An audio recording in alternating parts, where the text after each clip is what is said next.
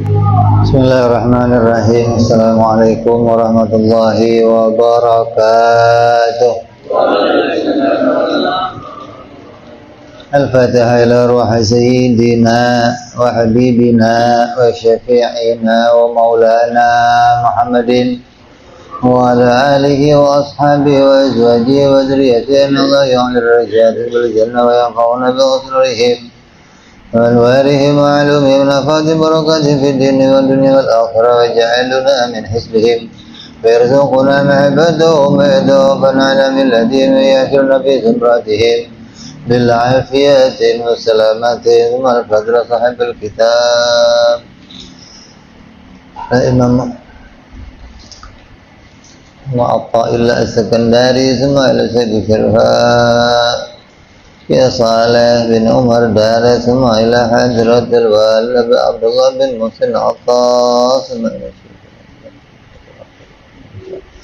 نفعنا الله بهم وعلومهم لهم الفاتحة أعوذ بالله من الشيطان الرجيم بسم الله الرحمن الرحيم الحمد لله رب العالمين الرحمن الرحيم مالك يوم الدين إياك نعبد وإياك نستعين اهدنا الصراط المستقيم صراط الذين أنعمت عليهم غير المغضوب عليهم ولا الضالين آمين بسم الله الرحمن الرحيم نويت تعلما والتعليما وتذكرا وتذكيرا والنفعا والانتفاعا والإفادة والاستفادة والحثا على التمسك بكتاب الله سنة رسول الله صلى الله عليه وسلم ودعاء إلى الهدى فالدلالة على الخير ابتغاء مرضاته وقربه وثوابه وحسن الخاتمة مع اللطف والعافية وصلاح العاقبة Bismillahirrahmanirrahim. Alhamdulillahirabbil alamin. Shalatu wassalamu ala asyrafil anbiya'il mursalin sayyidina wa habibina wa syafi'ina wa maulana Muhammadin wa ala alihi wa sahbihi ajma'in, amma ba'du. Ala musanniful kitab rahimahullah, nafa'ana bihi wa bi'ulumihi fid dharain. Allahumma aftah qulubana futuhal arifin wa bihidmatika wansur alaina birahmatika ya arhamar rahimin. Ila anqal. Yang lalu berapa? Yang kemarin berapa? 1. Yang ke-6 hikmah, yang ke-68. Kita lanjutkan. Wa rubbama qadha 'alaika bidzambi fakana sababan fil wusul. Dan terkadang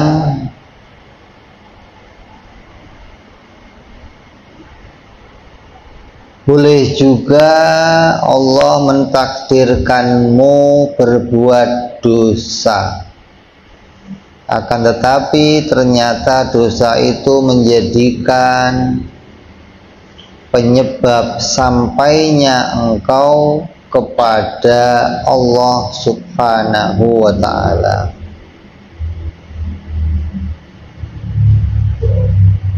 Kemarin kita bicara ketaatan tapi diberi oleh Allah ketaatan, tapi tidak diberikan apa? Qabul, tidak diterima amal kebaikannya.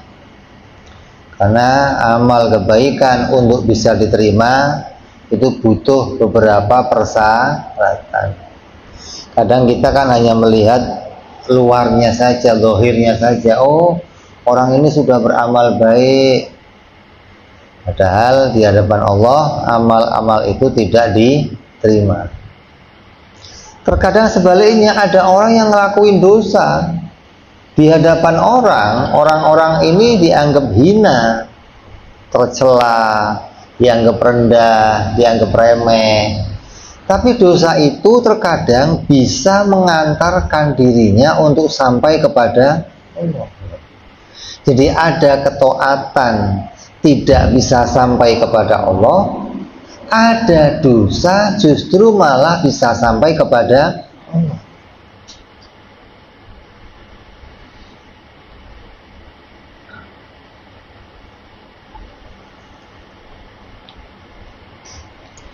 Kenapa demikian? Sebab yang demikian itu karena terkadang ada dari amal soleh yang kita lakukan namun dibarengi dengan penyakit hati.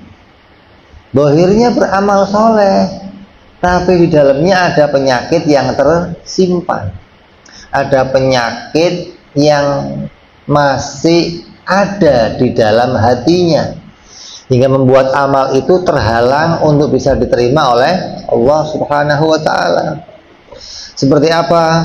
Ada sombong di hatinya, ada riak di hatinya, ada ujub di hatinya,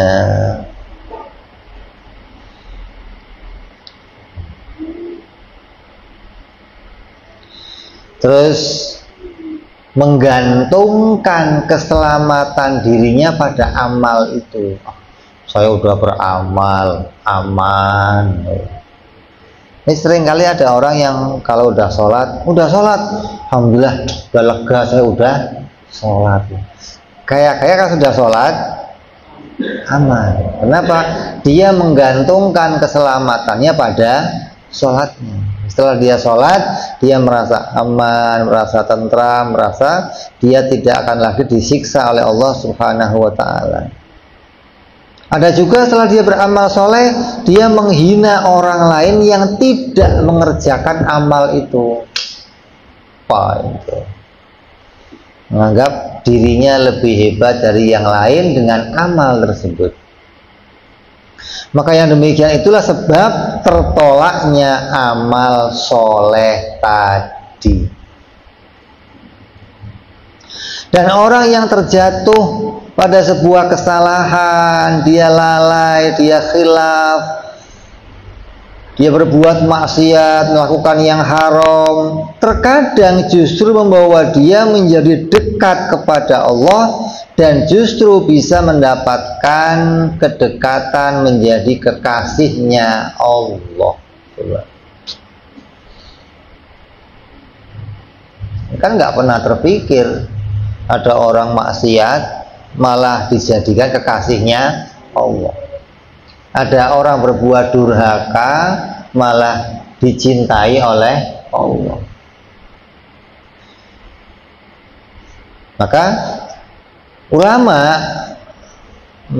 membuat atau memerincikan apa sih yang menjadi persyaratan agar sebuah kesalahan itu bisa mengantarkan seseorang mendapatkan menjadi orang yang kemudian dengan kesalahannya justru dipandang oleh Allah. Kesalahannya itu mendatangkan rahmatnya Allah. Udah diampuni, dirahmati pula oleh Allah. Apa persyaratan orang melakukan kesalahan demikian? Yang pertama, orang yang berbuat dosa, ketika dia melakukan sebuah dosa, perbuatan yang haram, apa saja yang haram-haram, kemudian Karena dia melakukan dosa itu, dia menjadi takut kepada Allah lalu bertaubat. Setelah dia ingat, ya Allah, kok saya ngelakuin dosa ini. Kemudian dia takut kepada Allah, kemudian dia bertobat, lalu membaguskan taubatnya, maka kemudian dijadikan dosa tadi mengantarkan dia menjadi orang yang dicintai oleh Allah dan dimasukkan surganya Allah. Kalau dia nggak ngelakuin dosa, mungkin nggak sampai begitu gitu loh. Jadi ada nih dosa yang kemudian ketika dia melakukannya, kemudian dia merasa takut dengan dosa itu kepada Allah sampai dia bertaubat, sampai dia membaguskan taubatnya, nggak mengulangi kemaksiatannya hingga dia dicintai oleh Allah Subhanahu wa Ta'ala. Nabi bersabda, ada dosa yang membuat pelakunya masuk surga. Ada sebuah dosa, kata Nabi, tapi bisa membuat pelakunya masuk surga. Sahabat bertanya, bagaimana bisa begitu ya Rasulullah?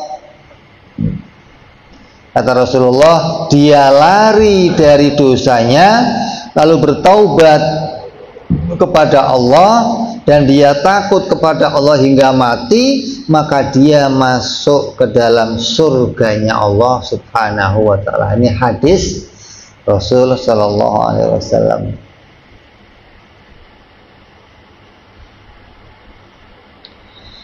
Terus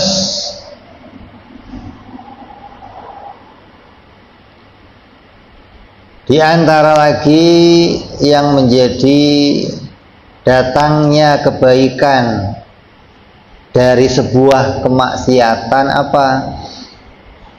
Karena dia ketika ngelakuin maksiat, dia terpengaruh oleh kawan-kawannya, diajak oleh kawan-kawannya, terpengaruh oleh apa? Lingkungan, terpengaruh oleh pergaulan. Setelah dia itu ngelakuin sebuah dosa, kemudian dia taubat, kemudian yang kedua, dia menjauhi kawan-kawannya yang jahat. Dia nggak mau kumpul lagi, nggak mau lagi kembali pada kejahatan itu. Jadi berapa banyak orang-orang yang kemudian tadinya menjadi seorang pendosa, tadinya seorang yang jahat, pembunuh, perampok, pezina, peminum arak, kemudian bisa berubah menjadi wali-walinya Allah. Nah, jangan dianggap kalau sudah orang itu maksiat, oh nggak mungkin jadi walinya Allah, kata siapa?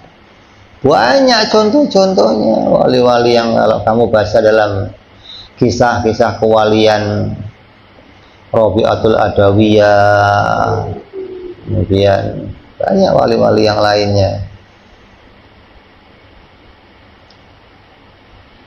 Terus yang ketiga,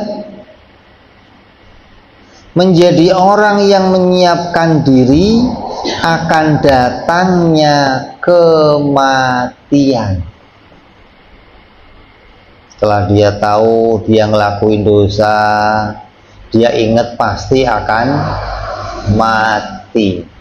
Ketika dia ingat akan mati, dia mempersiapkan hari kematiannya, mengingat akan kematiannya, hingga dia mempersiapkan diri membawa amal-amal yang banyak yang akan dibawanya untuk menghadapi kematian. Jadi saking takutnya dia tadi ngelakuin maksiat, dia beralih melakukan banyak kebaikan untuk nyiapin diri, kalau saya mati mudah-mudahan kejahatan saya tertutup dengan kebaikan-kebaikan yang dia kerjakan. Dan yang keempat, bersungguh-sungguh dalam ibadah, dan mengganti apa yang telah dia tinggalkan.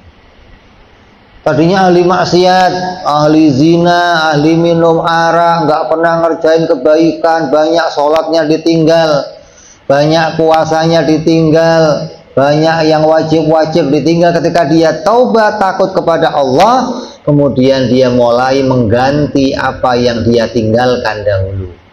Sholatnya diganti, puasanya diganti, pernah berbuat dolim sama orang minta maaf, pernah makan hartanya orang diganti, pernah ngelakuin yang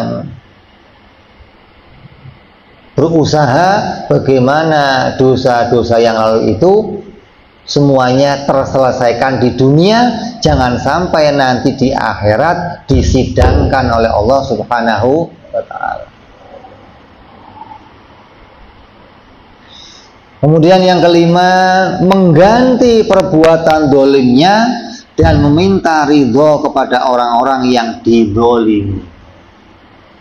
Dulu saya pernah mukul si anu, dulu saya pernah nendang si anu, dulu saya pernah ngeludahin si anu. Datangi orang yang minta ridhonya, minta halalnya, minta dimaafkan, minta biar nggak sampai nanti di akhirat dituntut oleh Allah Subhanahu wa ta'ala karena kesalahan-kesalahan tersebut.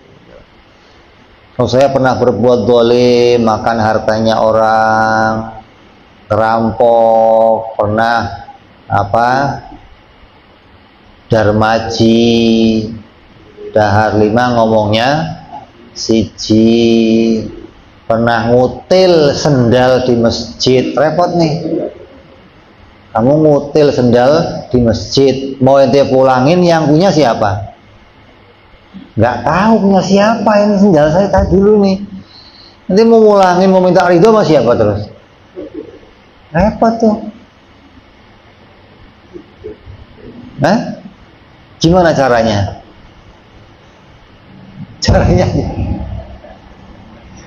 Ente kira-kirain, ya Allah, itu dulu sendal yang saya ambil tuh kira-kira barunya harga berapa?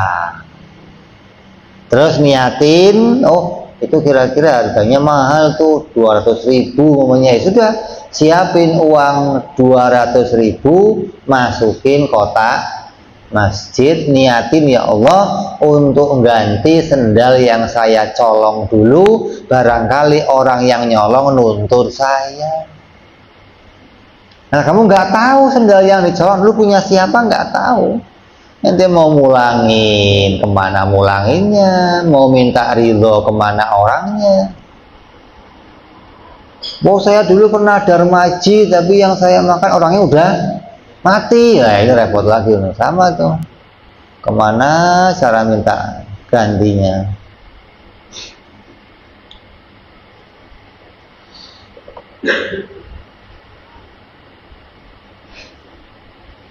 Terus yang keenam, menjadi tambah tunduk di hadapannya Allah Subhanahu wa ta'ala. Yang tadinya sebelum dia ngelakuin maksiat, dia ngelakuin ketaatan kepada Allah, ya tahu Allah itu Tuhan, tapi tunduknya begitu-begitu aja. Setelah dia menjadi ahli maksiat, kemudian dia taubat, tambah tunduk, tambah takzim kepada Allah, tambah hormat kepada Allah. Ini terjadi perbedaan antara yang sebelum dan sesudahnya. Kemudian 7, selalu berserah diri kepada Allah. Ya Allah, minta ampun, pasrah kepada Allah.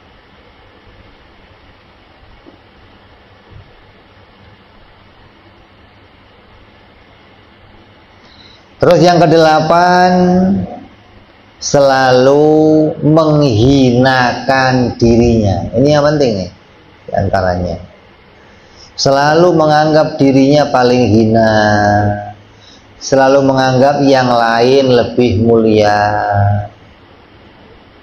Ini diantara hikmahnya Allah jadikan seseorang itu ngelakuin maksiat. Jadi kalau kalau ada orang diuji oleh Allah sebagai sebuah kemaksiatan, itu jangan terus kemudian apa gunanya Allah bikin seseorang menjadi ahli maksiat? Oh, banyak gunanya. Dengan kamu ngelakuin maksiat itu bisa menghilangkan kesombongan, menghilangkan rasa bangga, menghilangkan merasa mulia dari yang lain, bisa merasa hina, bisa melihat dirinya lebih jelek. Bahkan saya mengatakan anjing itu masih lebih mulia dari dirinya. Itu karena orang itu merasa ketika dia hilaf ngelakuin maksiat, kemudian taubat, maka maksiat itu terngiang terus dalam dirinya. Kalau kita kan nggak maksiat sekarang, besok tobat, lupa. Kalau kemarin sudah maksiat terus maksiat lagi, gitu loh. Ini maksiat yang begini bukan maksiat yang mendekatkan diri kepada Allah, bukan. Maksiat yang mendekatkan diri kepada Allah tadi ketika dia sudah taubat, dia tambah baik, tambah menghinakan dirinya, tambah tunduk kepada Allah.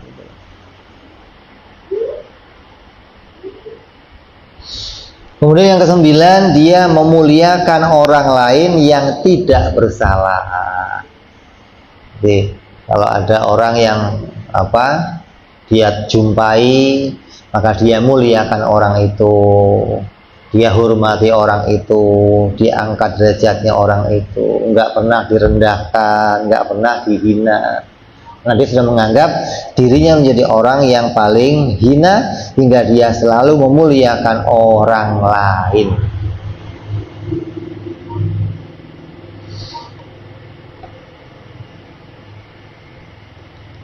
Jadi ini di antara jalannya seseorang itu bisa sesuai dengan hadis Nabi, ketika orang itu ngelakuin kemaksiatannya bisa memasukkan dirinya ke dalam surga. Tandanya apa? Orang yang ngelakuin maksiat jangan putus asa. Ini setan nih.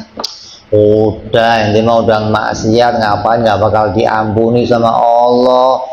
Neraka ente, apalagi maksiatnya sampai udah bunuh orang, udah berzina, udah ngelakuin kemaksiatan yang banyak, ente mah neraka intip lagi. Ya sudah, nggak usah tobat, terusin aja sampai mati, tanggung lah. Jangan pernah putus asa. Jadi rahmatnya Allah luas, karunia-Nya Allah luas, dosa kita itu terbatas. Tapi pintu taubatnya Allah, ampunan Allah, rahmatnya Allah tidak terbatas. Gitu loh. Jadi jangan menganggap bahwa dosa kamu itu sudah buahnya sudah luas, kamu anggap lebih luas dari rahmatnya Allah. Salah. Rahmatnya Allah itu enggak terbatas. Dosa kamu justru terbatas. Sehingga jangan pernah putus asa, nantiasa punya jalan untuk bisa kembali kepada Allah dan menjadi kekasih-kekasihnya Allah. Kita katakan apa? Berapa banyak wali-wali yang berasal dari orang-orang yang ahli maksiat. Siapa sih contohnya? Fudail bin Iyad, Utbah Hulam, banyak. Rabi'atul Adawiyah, banyak lagi tuh wali-wali yang memang asalnya dari tadinya orang-orang pelaku maksiat. Malik bin Dinar, banyak. Ini orang-orang yang kemudian dijadikan sebagai kekasih-kekasihnya Allah Subhanahu wa ta'ala.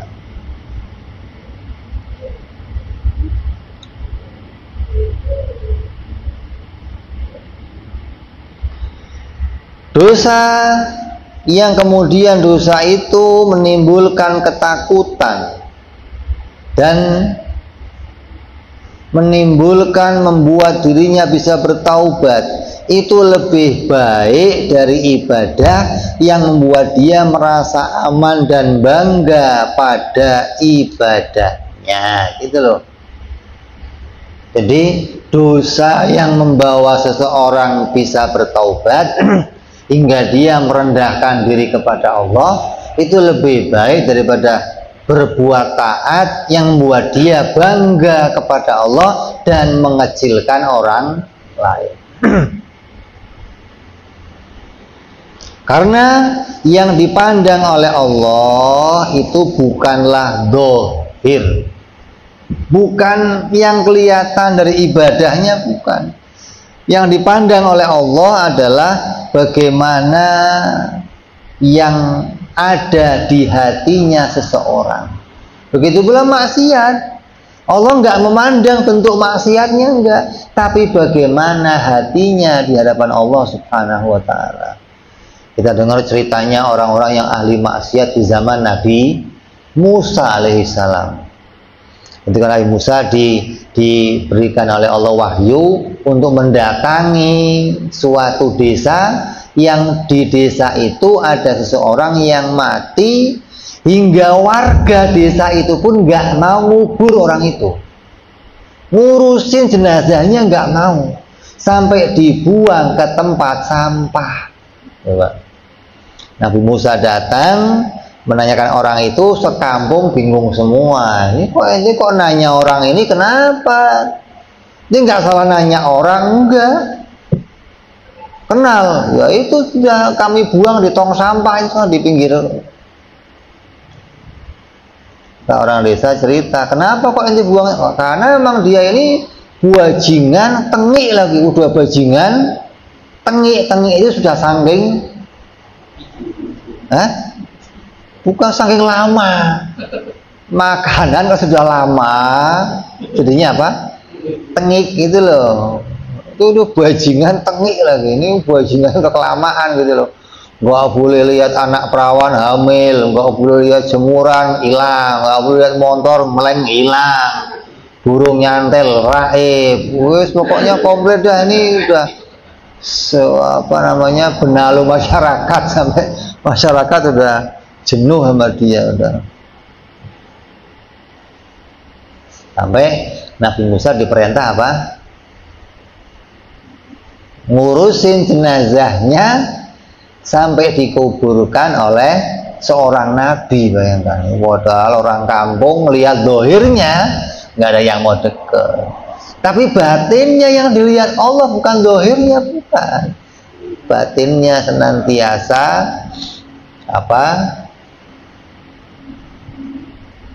hatinya senantiasa mengakui kesalahannya, merendahkan diri kepada Allah, merasa hina. Sampai Nabi Musa nanya sama Allah, ya Allah, ini beneran nggak salah saya suruh ngurusin jenazah begini ya Allah? Oh enggak Musa, emangnya ini punya amal apa ya Allah?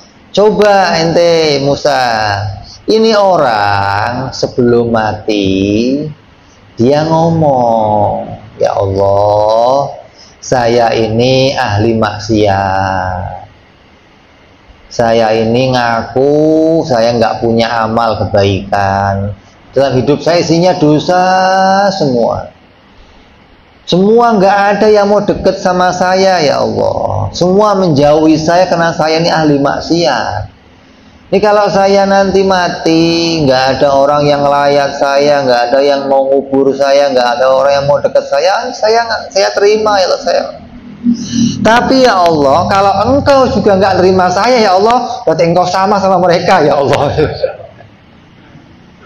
Coba, kalau engkau ya Allah itu nggak mau nerima diri saya, nggak mau nerima tobat saya, nggak mau nerima saya diampuni, berarti kamu sama masyarakat itu ya Allah. Kata Allah apa? Coba Musa, masa saya disamai sama mereka? Saya nggak mau Musa. Maka saya ampuni dia dan saya angkat dia jadi kekasih saya ya Musa. Gitu loh. Ini Allah melihat amal yang ada di dalam hatinya seseorang, bukan dohirnya, bukan.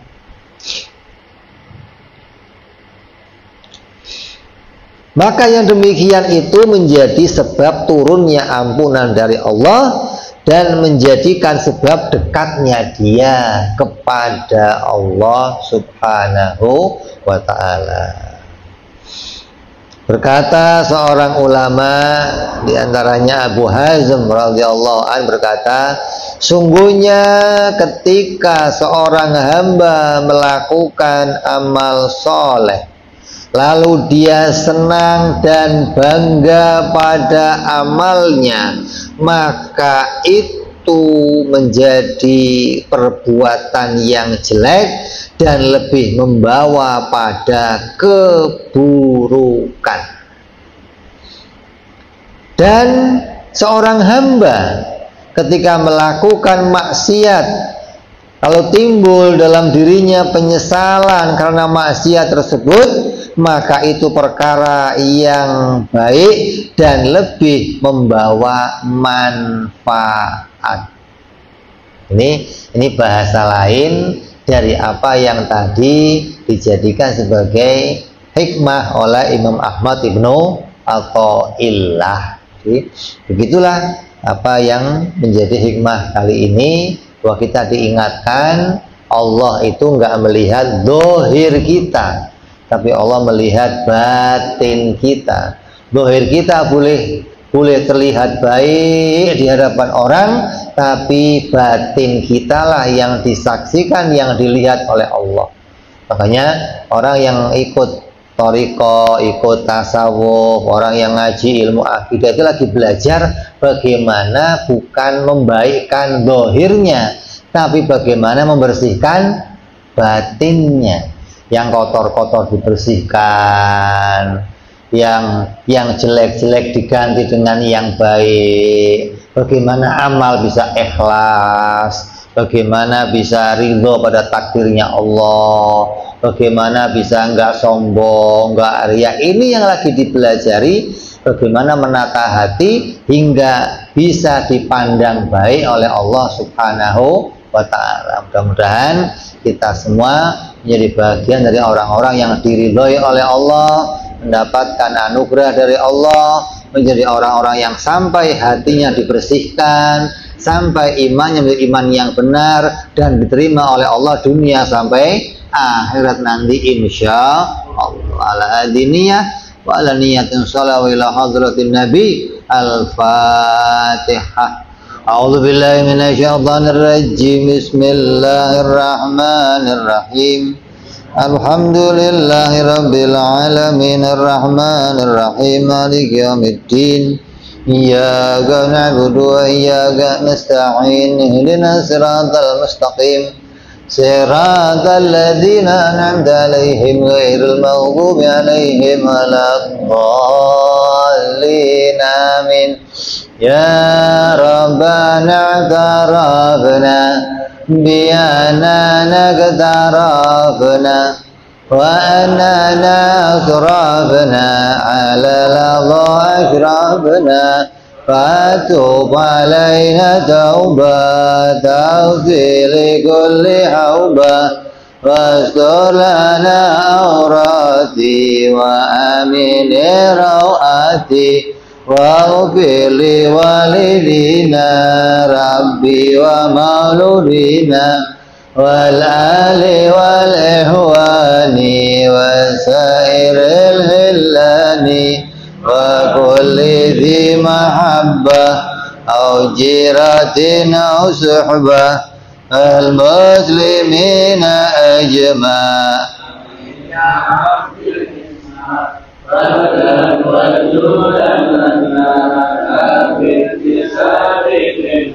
بالمصطفى رسولي نهضى بكل سولي صلى وسلم ربي وآله وصحبه داد ضعس صحبي الحمد لله في البدء والتناهي سبحان ربك رب العزة عما يصفون سلام على المرسلين والحمد لله رب العالمين. Assalamualaikum warahmatullahi wabarakatuh.